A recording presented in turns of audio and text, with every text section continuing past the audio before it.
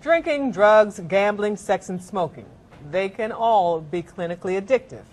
But what about tattoos? Well, there are thousands of Americans with more than one piece of body art. So what is it about getting inked? News 13's Ashley Searles joins us tonight with a special report. Ashley, you hit the street to try to figure this out. We talked to quite a few people to see if there is such a thing as tattoo addiction. Because think about it, it hurts, it's a needle, but people go back again and again and again. Why? Well, you decide.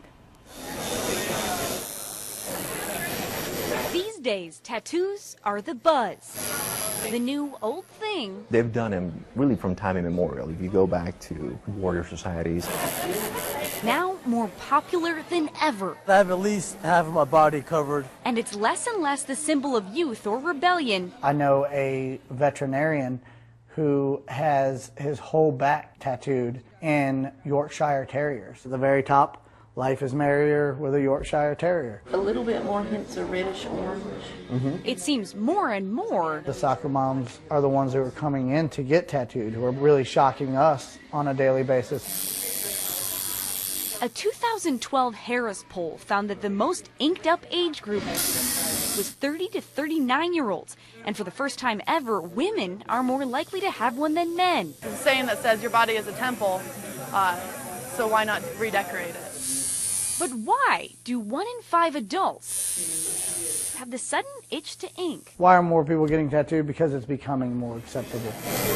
The number of people associating the body art with deviant behavior is dropping. When I got my chest tattooed, I learned to hold my head up high and look people in the eye at age 19. And as more and more are getting them, another trend, it seems, for people like Betty Ford. It's really hard to count. I know over 10. You can't get just one. With the pain, you do get like an adrenaline rush.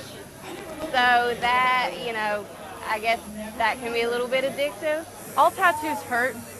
I mean, you're shoving a needle into your body over and over and over again for sometimes hours on end. Yet still, Chris Richter braves the needle. When I started getting tattooed, I started becoming more out of my body. For every one of the people we spoke with at Asheville's Tattoo Fest, a main draw to the art was the feel of getting inked. It's like a therapy, if you will.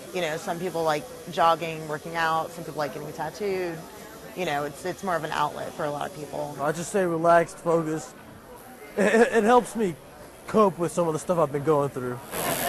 We heard people compare the feeling of getting a tattoo to running, gambling, plastic surgery, piercing, art collecting, dyeing your hair, and playing video games. Very recently, the question regarding is there such a thing as tattooing addiction exists,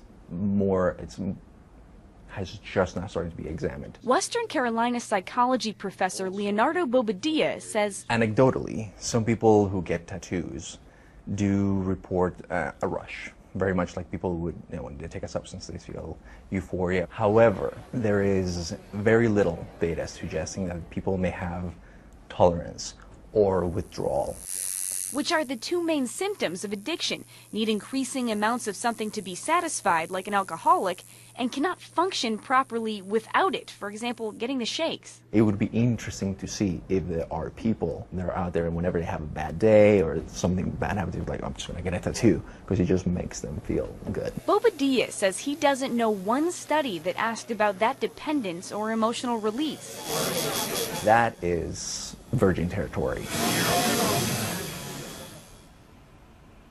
Whether it's a clinical addiction remains to be seen, but a little more anecdotal evidence. One tattoo shop owner we spoke with opened up a second shop with business booming during the recession. Not much money to go around, but apparently enough for the essentials.